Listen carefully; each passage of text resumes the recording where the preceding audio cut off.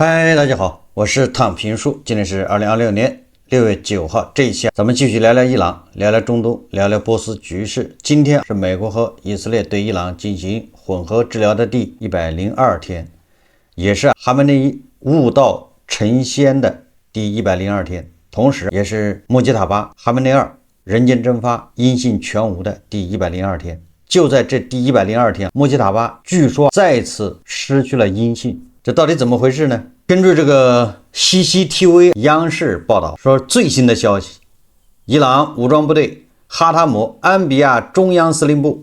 6月8日最新宣布，对以色列的军事打击行动告一段落。声明称，以色列得到美国的支持，在黎巴嫩南部地区和首都贝鲁特南郊犯下侵略等罪行，伊朗武装力量对以色列予以严厉回击，以声援受压迫的黎巴嫩人民。这一回击应该让以色列及其支持者汲取了教训。声明中宣布，伊朗武装部队停止行动，但如果敌人继续其侵略等罪行，伊朗将会采取更加严厉和毁灭性的反击措施。什么意思？就是我伊朗现在不打了。伊朗为什么不打了？那这不得不说，这个以色列这个疗效非常不错。以色列前2天又给伊朗安排了一个疗程，也可以说叫康复训练，或者叫紧急校正。校正完之后，伊朗就宣布军事打击行动告一段落。那你只能说明这个疗效非常不错。所以说什么看广告不如看疗效。你看这个卫队每天嘴硬，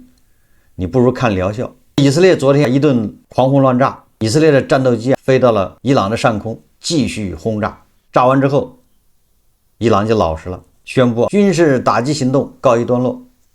这个事情咱们还得捋一捋，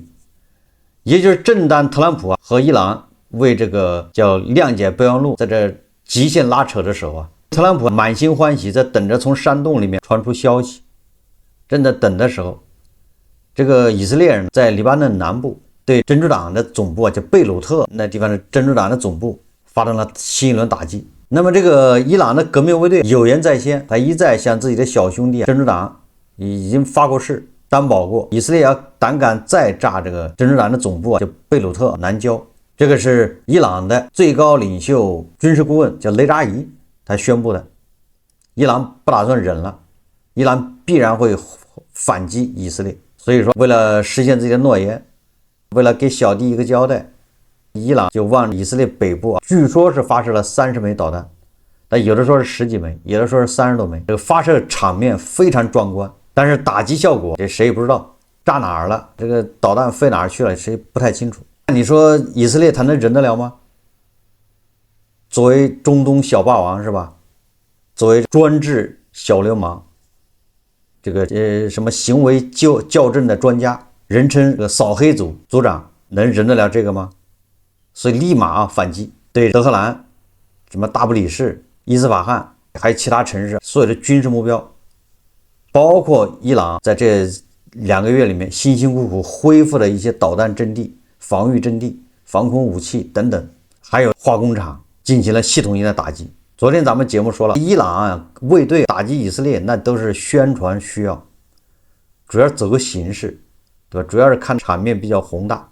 比较壮观，起到作用了。伊朗的很多塔们嘛，前天就走上街头集会庆祝朗子反击以色列。确实网上也有很多视频声援黎巴嫩真主党，但是人以色列的可不惯着，玩的就是个精准狠、稳准狠。这一炸伊斯兰革命卫队老实了，立马宣称对以色列的军事打击行动告一段落。这个我们在前面节目都一直说，对不对？这个朗子特别喜欢打周边的王爷国，为什么？因为炸王爷国一炸一个不吱声，这王爷国可逆来顺受，大事化小，小事化了，忍扛。即便这个王爷国反击，那也是偷偷摸摸的，不声张，派自己的飞机或者是发射导弹去炸一下就完了。但是人家以色列可不是，以色列是大张旗鼓，所以这一炸就出事了，网上一下乱套了。现在网上也传言，伊斯兰革命卫队的总司令瓦西迪同志说现在没了音讯，联系不上了，说这个瓦西迪很有可能是找小哈梅内伊穆吉塔巴汇报工作不方便，老是联系不上，老是到山洞里去联系穆吉塔巴非常不便，所以干脆瓦西迪就找老哈梅内伊汇报工作去了。你说这咋回事？今天这个网络传言非常多，瓦西迪将军已经找老哈梅内伊汇报工作，那不知道去哪儿汇报去了，能不能回得来不知道。关键对这个传言，伊朗方面一如既往的讳莫如深，好像也没出来辟谣，也没承认。而以色列这边似乎也没有出来认领，说他们轰炸了，对革命卫队司令进行斩首，所以这个事情比较蹊跷。我只能说，这个有可能以色列是干这个事是没毛病的，斩首，他趁这个机会乱中取敌军善将首级，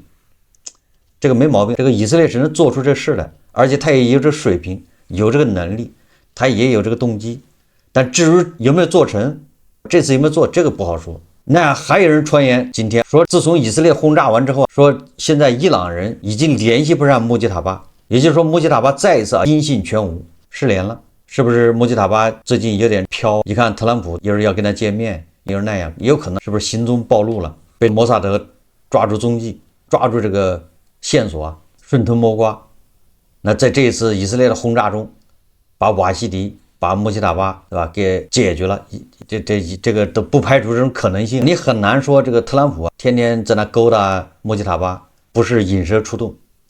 也很有可能就是引蛇出洞。在这一块的，在送领导先走这一块，以色列和美国呢都是不讲武德啊，啥手段都上。这个眼看亮甲备忘录就要泡汤了，以色列内塔尼亚胡要大打出手。这个时候，伊朗这边立马又跪下了。伊朗象征性的袭击了一下以色列，结果招致以色列一顿老拳，打的这个眼冒金星，又被摁在地上摩擦。吃亏吃大了，所以眼看这个，那这怎么办呢？伊朗总统立马跳出来表态，继续谈判。根据美国有线新闻电视网 CNN 还有卡塔尔半岛电视台报道，在以色列和伊朗相互发动打击以后，伊朗总统佩泽西强当地时间8日在社交平台 X 上发帖称，德黑兰并未放弃与美国谈判。你这边的你发射导弹打以色列，又是炸这个科威特、巴林、阿联酋，这边轰炸人家，那边一看没占着便宜，反过来被人家摁在地上摩擦。这时候佩泽西强又跳出来了，德黑兰并未放弃与美国谈判，也就是还是要谈判，别打了。佩泽西强在帖文中说，德黑兰的首要任务是国家安全和民众安宁。他表示，伊朗将继续捍卫国家权益，面对任何威胁都不会退缩。外交和国防是国家力量的两大支柱，我们既未离开战场，也未离开谈判桌。被人按在地上摩擦的时候，又喊出来要谈判，这就是朗子，给人感觉是既吃不记打，暴催一顿就好了，又老实了，又要谈判了。所以我说特朗普这个人有点晕了，面对毛拉政权，特朗普现在难以应付。他在跟佩泽西强这波人谈判有什么用？你这边正躺着，那边卫队又犯病了，又开始一乱炸，这边以色列上来一教训，这个朗子又老实了，立马又跪下接着谈判。伊朗既没有离开战场，也没有离开谈判桌，说来说去还是朗子政权内部高度分裂，极端分裂，内斗非常严重。一位以色列高级官员告诉福克斯新闻，伊朗情报部长叫伊斯梅尔·哈提布，在昨天的袭击中被精准斩首。这个哈提布可不是一般人物，美国政府曾悬赏寻求有关哈提布的信息，他负责监督伊朗整个全球恐怖网络，而这个恐怖网络专门针对现任和前任美国官员，包括特朗普总统。而这位情报部部长哈提布已经去向哈梅内伊汇报工作了，那这个可能性比较高，这个毕竟是福克斯新闻爆出来的。那么这么看，特朗普确实有点精疲力尽，有点这个力不从心了。当地时间6月8号，美国总统特朗普在参加一场为南卡罗来纳州联邦参议员格雷厄姆举行的电话助选活动时表示，美国将在未来2周内对伊朗取得全面胜利。特朗普称，美伊双方目前正在进行谈判，伊朗希望达成协议，并愿意接受美国提出的关键条件，包括不拥有核武器。他进一步表示，我认为我们正在赢得这场较量，真正的胜利将在未来2周内到来。当我们宣布全面胜利时，那将是彻底的胜利，而且很快就会发生，届时油价将大幅下跌。美国媒体报道指出，这并非特朗普首次提出2周内将取得重大进展。美国东部时间4月7号宣布美伊停火协议，最初也被设定为持续2周，以便双方完成结束冲突的最终协议谈判。那这个可以理解，因为特朗普说这些话的时候，大部分都是在助选活动的时候，也就是拉票的时候。所以在拉票的时候，特朗普说的都相当乐观，那都是不是3天就是1个礼拜，要么就是2礼拜解决问题，到时候油价会暴跌，物价下降。所以说特朗普这一次又说2周内解决，大家也就听一听好了。一旦你设了期限，那你就反被其所困，这伊朗人就会拿这个来做文章，跟你极限博弈。这里面还有以色列在里面关键的时候还要出手。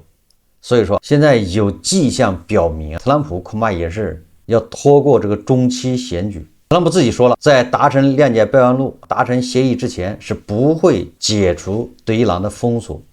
更不会解冻伊朗的资金，也就是他要掐着伊朗的脖子，你看伊朗能扛到什么时候。而伊朗就是赌这个特朗普为了中期选举会让步，会匆匆忙忙达成一个对伊朗有利的协议，以寻求结束冲突。这个伊朗人无论是拿霍尔木斯海峡做武器，还是拿这个浓缩铀，还是去轰炸周边的国家等等，这一切都是为了逼特朗普在中期选举前让步。因为特朗普最关心的就是中期选举，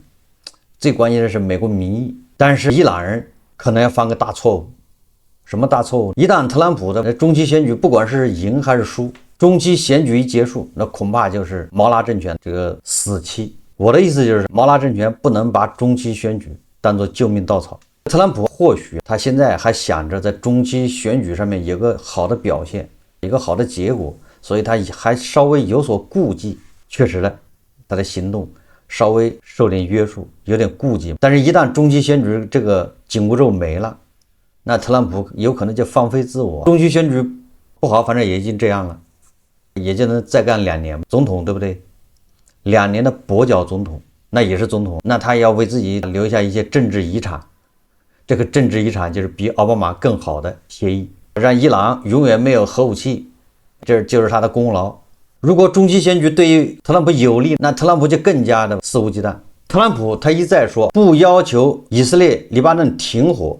成为短期协议的一部分，也就说来说去，这个特朗普心里有数，你不能指望着这个以色列在黎巴嫩停火，你把这个跟伊朗问题捆在一起，那是自取其辱，以色列也不会听的。或许以色列会听特朗普的，不轰炸伊朗，但是人家打击黎巴嫩真主党，那你特朗普没招，管不了人家。你就能管以色列，你能管得住黎巴嫩真主党吗？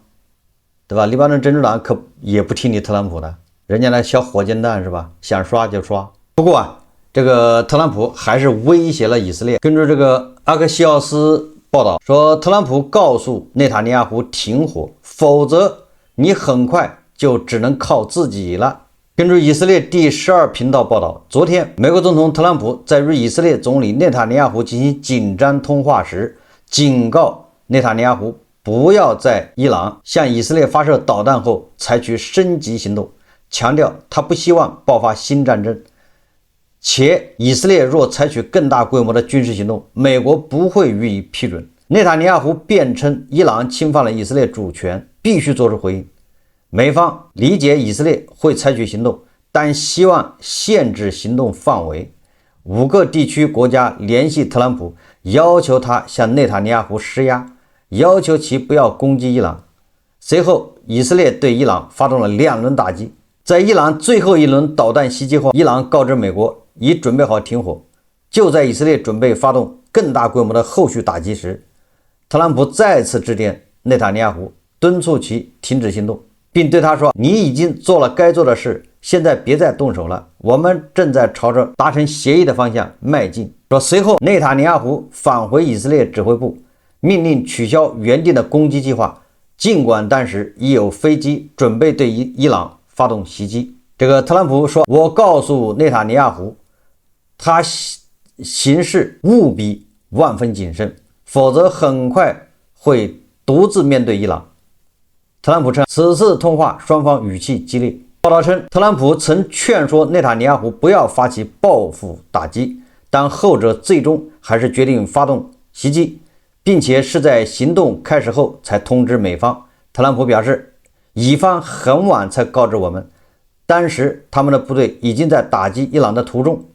是我出手缩减了此次袭击的规模。所以说，根据媒体的报道，特朗普确实打电话给这个内塔尼亚胡施压，让他不要报复伊朗。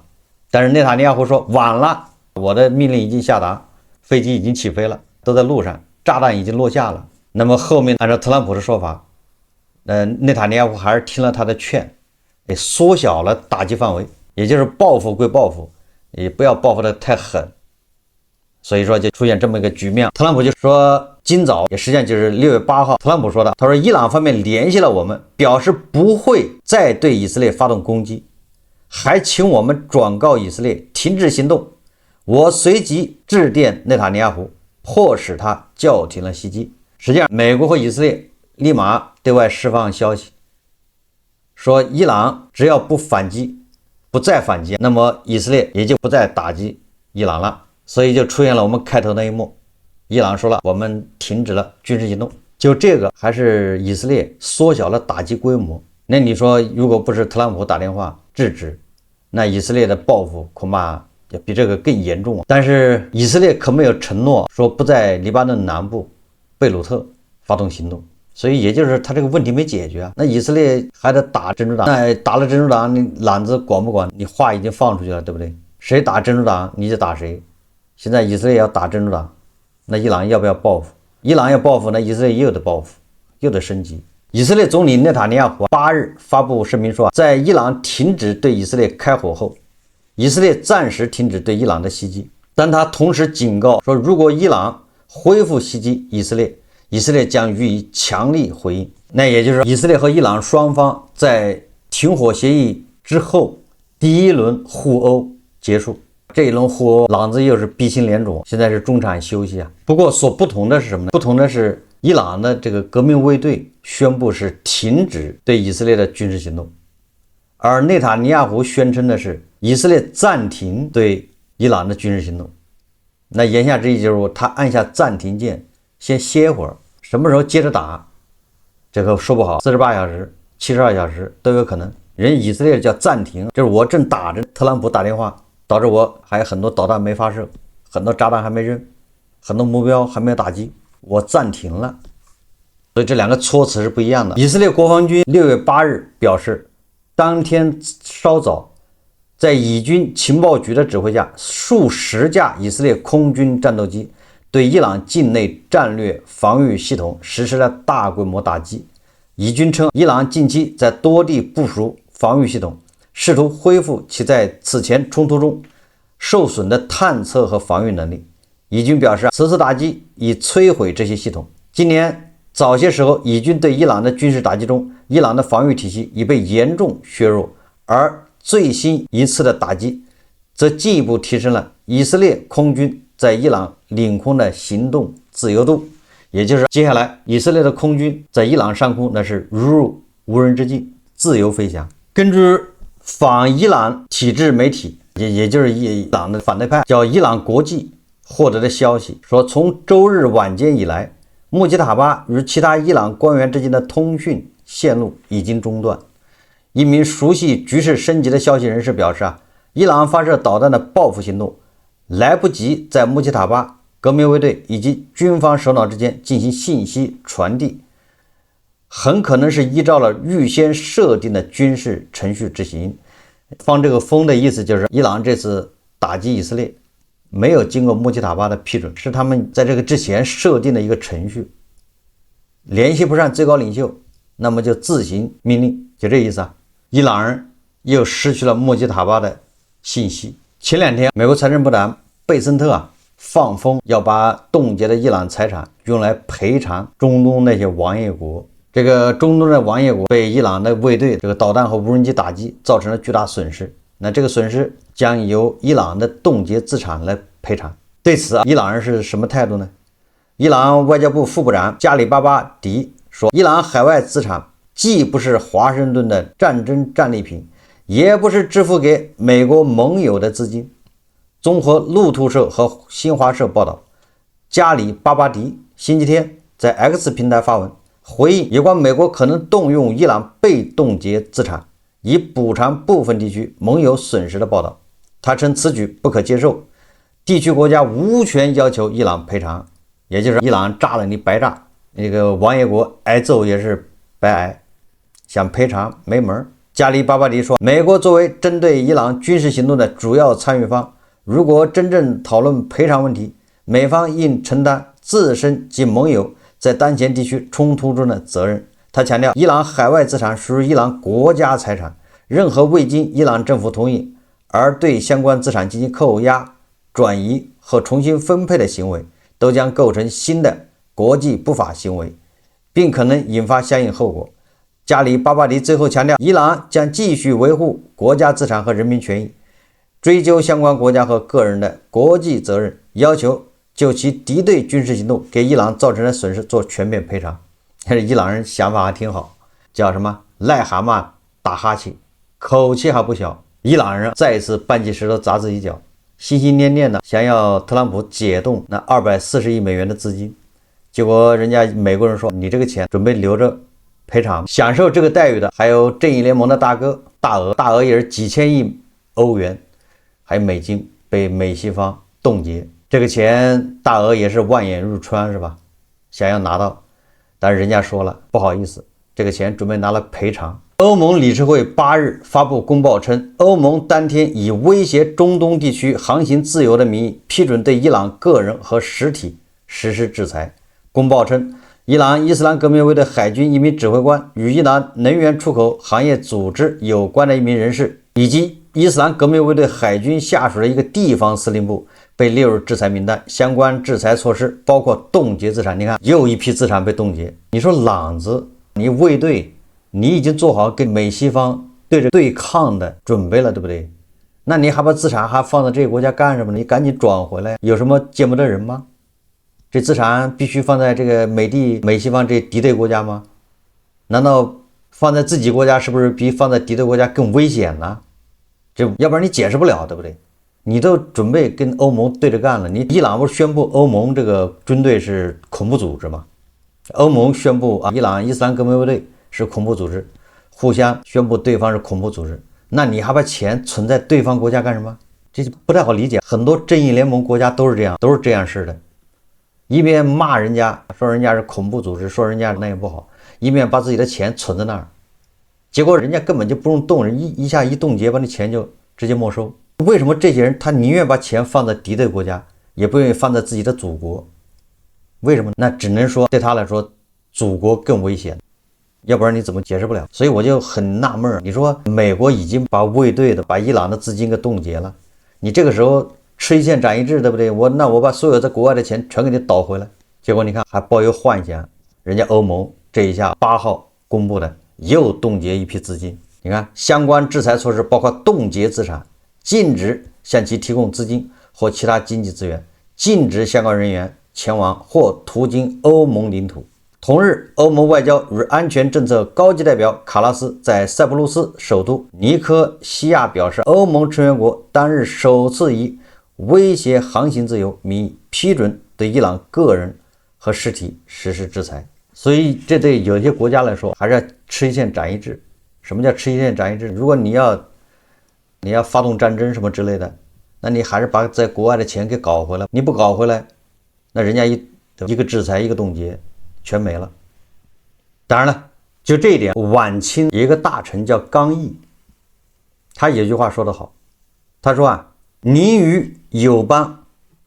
不如家奴。你细品，等你放到国内，那不就给家奴了吗？到国外，宁于友邦，宁于外邦，